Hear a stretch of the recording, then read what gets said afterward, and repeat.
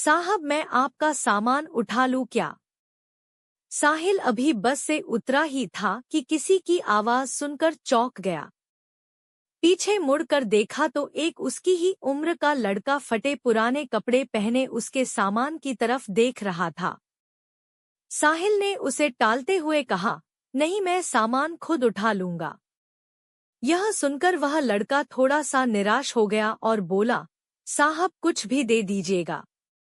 बहुत मजबूर हूँ, कुछ खाने का इंतजाम हो जाएगा। साहिल झुंझलाकर उसकी ओर देख रहा था। उस लड़के की आंखों में उसे आंसू नजर आ रहे थे।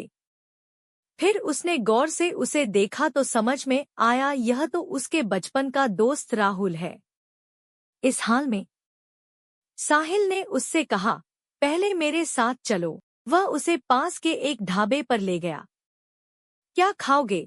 साहिल के पूछने पर लड़के ने कहा, नहीं साहब, अगर आप सामान उठवाओगे तो ही मैं कुछ लूंगा। साहिल हंसते हुए बोला, हाँ मैं जानता हूँ, तुम बहुत खुददार हो, किसी की मदद नहीं लोगे। सामान बाद में उठा लेना, पहले कुछ खा लो।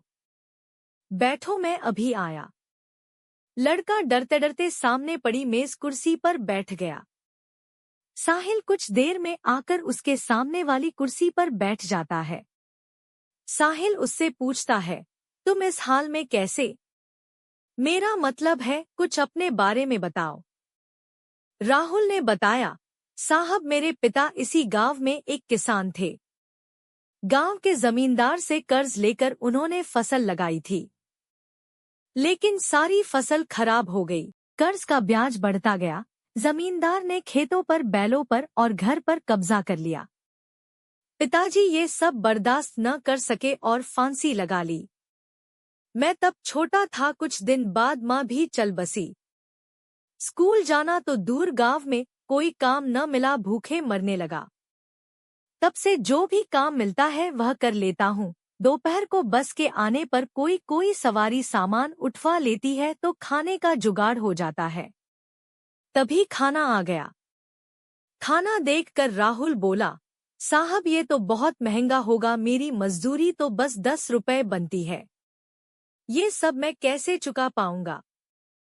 साहिल हंसते हुए बोला, अभी मैं आया हूँ, वापस भी जाऊंगा, तब मेरी सामान उठा लेना। साहिल उसे जानबूझकर अपनी पहचान नहीं बता रहा था।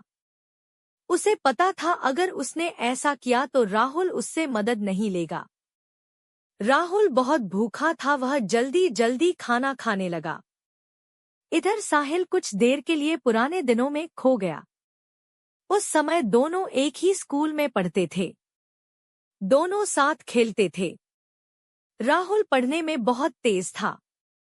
उसमें और साहिल में हमेशा फर्स्ट आने की होड़ लगी रहती थी।